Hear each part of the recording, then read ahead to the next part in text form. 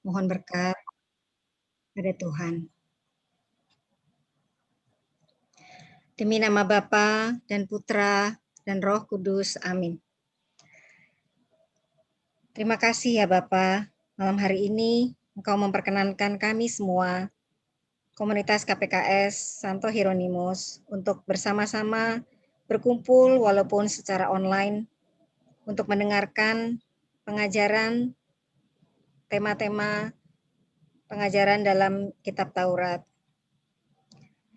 Kami mohon curahkanlah Roh Kudus-Mu, berkati kami, berkati pengajar kami, Bapak Seto, dan berkati pula kami semua yang hadir di sini, agar kami dapat membuka pikiran dan hati kami agar dapat menerima pengajaran ini dengan baik, sehingga kami pun dapat mengerti apa yang Engkau inginkan kami mengerti.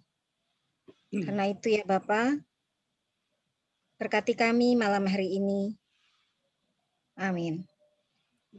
Kemuliaan kepada Bapa dan Putra dan Roh Kudus, seperti pada permulaan, sekarang, selalu, dan sepanjang segala abad. Amin. Amin. Demi nama Bapa dan Putra dan Roh Kudus. Amin. Terima kasih. Terima kasih, Bu. Baik, sekarang kita dengarkan pengajaran dari Pak Seto. Silakan Pak Seto. Baik, selamat malam Ibu, Bapak, dan saudara-saudara semua. Malam Pak. Malam Pak Seto. Kita sudah hafal, kita sudah ingat bahwa menurut Tuhan Yesus, kasih kepada Allah dan kasih kepada sesama, itulah yang merupakan isi dari hukum Taurat. Nah, kemudian ini ketika orang mengasihi, itu harus memperhatikan siapa yang dikasihi. Kemudian berikutnya lagi, kita mengasihi orang di zaman dulu dengan di zaman sekarang, itu juga sudah mengalami perbedaan. Mengasihi anak-anak ketika masih kecil, dengan mengasihi anak-anak ketika sudah dewasa, itu sudah berbeda. Mengasihi sesama yang tinggal di desa, mengasihi sesama dengan yang tinggal di kota, itu juga sudah berbeda. Nah, Bapak Ibu, kita kembali akan masuk ke dunia perjanjian lama untuk memperhatikan, untuk melihat apa yang menjadi perhatian Taurat berkaitan dengan kasih di dalam keluarga. Ini menyangkut relasi suami istri, kemudian menyangkut juga relasi antara orang tua dengan anak.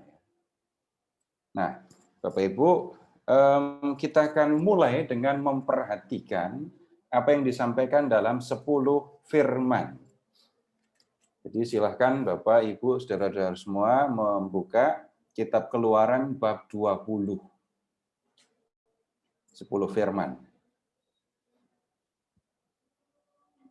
Nah, kemudian di 10 firman ini, Bapak Ibu silahkan melihat ayat 12. Ayat 12 ya. Hormatilah ayahmu dan ibumu, supaya lanjut umurmu di tanah yang diberikan Yahwe Allahmu kepadamu. Kemudian perhatikan juga ayat 14. Jangan berzina. Nah, kemudian berikutnya Bapak Ibu, dalam Taurat itu kan 2 kali 10 firman disampaikan. Yang pertama di Keluaran 20, yang kedua di Ulangan bab 5. Nah, kalau di Ulangan bab 5, kalimatnya begini, hormatilah ayahmu dan ibumu, seperti yang diperintahkan kepadamu oleh Yahwe Allahmu, supaya lanjut umurmu dan baik keadaanmu di tanah yang diberikan Yahwe Allahmu kepadamu. Lalu yang perintah jangan berzina, sama, jangan berzina, begitu saja. Sudah, kembali saja ke Keluaran bab 20. Nah, Bapak Ibu, ke-10 firman ini, 10 perintah Allah, ini kan dalam gereja Katolik diajarkan kepada anak-anak kan ya. Diajarkan kepada anak-anak. Sejak Bapak Ibu masih kecil, sudah hafal dengan perintah ini. Nah, sekarang begini. Kalau kita memperhatikan keseluruhan 10 firman, dengan jelas kita bisa melihat bahwa perintah ini tidak ditujukan kepada anak-anak. Misalnya, Bapak Ibu lihat ke ayat 17. Jangan mengingini rumah sesamamu. Ini, jangan mengingini istrinya. Ada enggak anak umur 7 tahun atau 8 tahun terpikir untuk mengingini istri sesama? Enggak nyambung kan? Dan kemudian, kalaupun seorang anak dilarang untuk mengingini istri sesama, ya nggak masuk di akal juga karena pikiran mereka belum ada terbersit hal yang seperti itu. Dan tidak bisa diterjemahkan, jangan mengingini mama sesamamu. Nggak bisa begitu. Nah, sekarang kalau begitu kita perlu mengamati 10 firman ini ditujukan bukan kepada anak-anak, tapi dengan memperhatikan ayat 17 tadi, jangan mengingini istri sesamamu, ya. Jelas bahwa firman ini ditujukan kepada laki-laki dewasa. Kepada laki-laki dewasa. Nah, kalau begitu, ayat 12, hormatilah ayahmu dan ibumu. Yang menerima firman, yang menerima perintah ini adalah seorang laki-laki dewasa. Kalau begitu, ayahnya dan ibunya ya sudah pasti lanjut usia. Nah, menghormati orang tua ketika Bapak Ibu masih kecil, menghormati orang tua itu bisa jadi berarti membantu orang tua, bantu jagain tokonya, bantu bersihin rumah, kalau diingatkan dengerin. Nah, itu menghormati orang tua dalam konteks anak-anak. Tapi setelah Bapak Ibu beranjak dewasa, bahkan Bapak Ibu sudah berkeluarga dan mendengar perintah, hormatilah orang tuamu, hormatilah ayahmu dan ibumu. Artinya sudah sama sekali berbeda kan? Tidak ada lagi urusan membantu jagain toko, bisa jadi malah sudah ambil alih toko. Enggak ada lagi urusan membantu orang tua membersihkan rumah. Sudah berbeda. Apa artinya sekarang? Kalau seorang dewasa menghormati orang tua. Nah, Bapak Ibu, sederhana saja sebenarnya. Untuk dibicarakan, ya, untuk dikerjakan bisa lain. Misalnya, urusan merawat orang tua. Kemudian memperhatikan keadaan orang tua. Yang lain lagi, kalau jarak jauh, ya sering-sering telepon lah, supaya ibunya nggak kangen. Apalagi ini udah hampir 2 tahun nggak pulang, gara-gara pandemi. Menghormati orang tua juga dalam situasi ini ya, juga bisa berarti telepon atau video call, bukan datang. Karena kalau datang, nanti jangan-jangan saya sehat, tapi saya bawa virus. Nanti malah ibu saya yang kena virusnya. Nah, maunya menghormati, tapi malah mencelakai kalau begitu. Nah, menghormati sudah bisa berbeda-beda maknanya ya, atau prakteknya. Nah, sekarang begini, Bapak Ibu silahkan mengingat, firman ini disampaikan kepada orang Israel yang tinggal, yang mengembara di gurun. Dan Bapak Ibu, sederhana sekali ya, orang tua di zaman kuno nggak ada yang punya kacamata. Tahu maksudnya? Nggak ada yang punya kacamata. Jadi bukan hanya pendengaran yang berkurang, penglihatan pun sudah banyak berkurang dan tidak ada alat untuk membantu penglihatan. Kemudian orang Israel harus berpindah dari satu tempat ke tempat lain. Orang tua, orang yang sudah lanjut usia, bisa membantu? Nggak bisa. Kalau sudah terlalu tua, fisik sudah berkurang banyak, orang tua tidak akan bisa membantu mendorong gerobak, nggak akan bisa membantu mengangkat tenda. Nggak bisa. Lalu yang harus mengurus ya anak-anaknya. Sementara anaknya sudah dewasa, anaknya juga punya anak, anaknya sudah punya istri, sudah punya anak. Nah, Bapak Ibu, dalam situasi yang seperti itu, menghormati orang tua, artinya dalam praktek itu bisa jadi begini, tetap merawat, tetap mengurus, tetap melayani orang tua ketika mereka harus bergerak dari satu tempat ke tempat lain. Karena gerak mereka terbatas, orang tua ini ya, maka tidak bisa orang beralih dari satu tempat ke tempat lain mengikuti kecepatan orang yang masih muda. Tidak bisa juga orang tua dipaksa untuk jalannya cepat-cepat sambil mikul beban berat lagi. Nah, kemudian kalau orang umurnya bertambah, itu sekali lagi ada banyak yang menjadi berkurang kan? Pendengaran berkurang. Pernah ketemu orang yang kurang ajar? Karena tahu orang ini pendengarannya berkurang, ngomong ngejek orang yang pendengaran berkurang itu karena yakin yang diajak nggak dengar. Udah kacau itu kalau udah begitu kan. Nah, kemudian bisa terjadi orang menjadi tidak sabar dengan orang tua. Waktu anak-anak itu masih kecil, ibunya sudah banyak bicara. Kenapa? Ya kalau ibunya nggak banyak bicara, anaknya masa bisa ngomong? Kalau ibunya tidak banyak berbicara, masa anaknya bisa menyebutnya ya? Punya kebiasaan-kebiasaan yang baik. Ibu-ibu punya pengalaman banyak sekali kan mengingatkan anak. Apakah mengingatkan anak itu sekali diingatkan anak ngerti selamanya? Kalau ibu bapak punya anak yang seperti itu pasti luar biasa.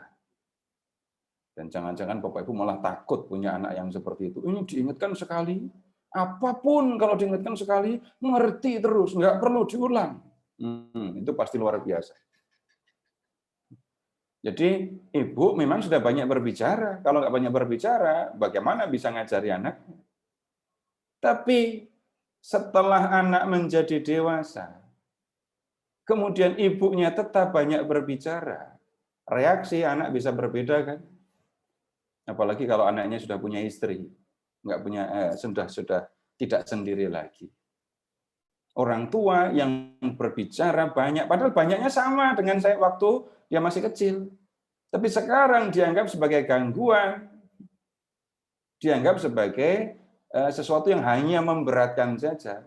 Maka ketika orang menjadi tidak tahan jengkel dengan orang tua, maka bisa terjadi ya orang mendoakan orang tua supaya apa? Ini daripada ngerepotin, mendingan cepat aja menghadap Tuhan sana. Itu yang ngomong kayak gitu, kalau sekarang yang ngomong kayak gitu belum ngerti rasanya kehilangan orang tua pasti. Kehilangan orang tuanya nggak ada, baru nyeselnya nggak habis-habis nanti. Nah, yang seperti itu perlu diperhatikan oleh orang Israel yang mengembara di gurun tadi. Bapak Ibu tolong beralih ke Keluaran 21 ayat 17. Siapa yang mengutuki ayahnya atau ibunya ia pasti dihukum mati. Mengutuki itu apa? Itu tadi yang saya sebut. Karena orang tua dianggap memberatkan, merepotkan, nyebelin, maka bisa orang sampai kepada sikap, ini daripada ngerepotin, nyebelin, mendingan cepat mati saja. Itu mengutuki. Contoh mengutuki itu kayak gitu. Dan perhatikan Bapak Ibu hukumannya, ancaman hukumannya. Hukuman mati. Kenapa? Kok mengutuki orang tua hukumannya begitu berat?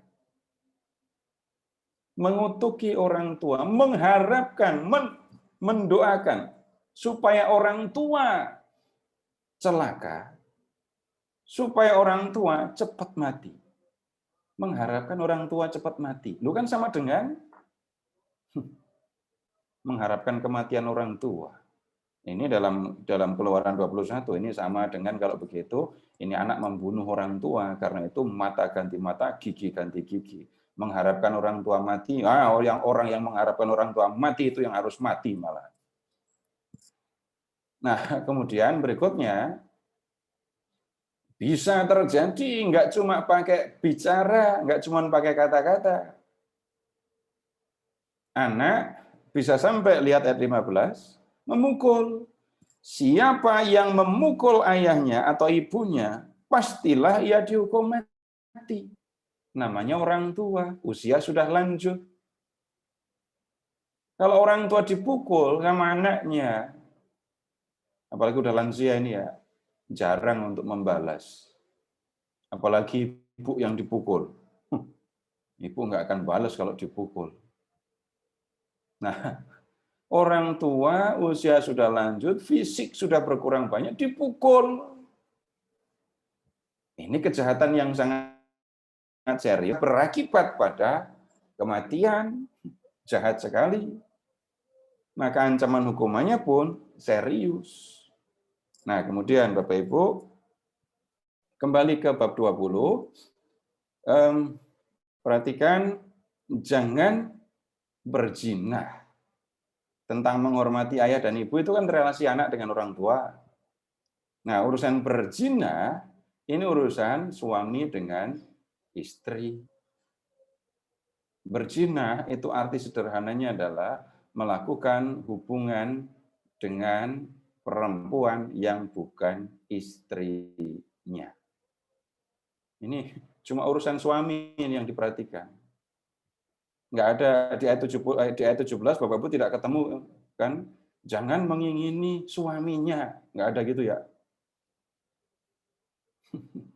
Yang dilarang jangan mengingini istri sesamamu, tapi nggak ada jangan mengingini suaminya.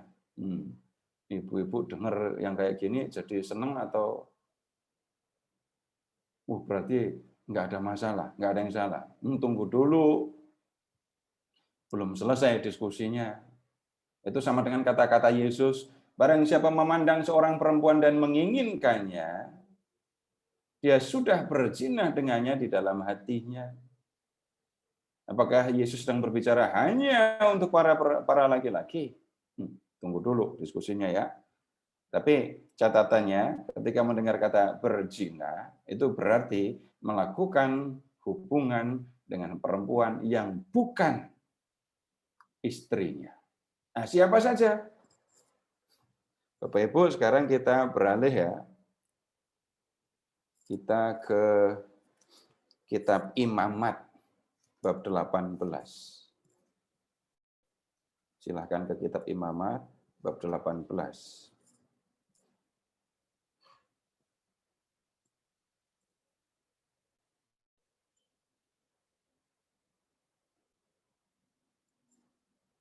Mulai dari ayat 6.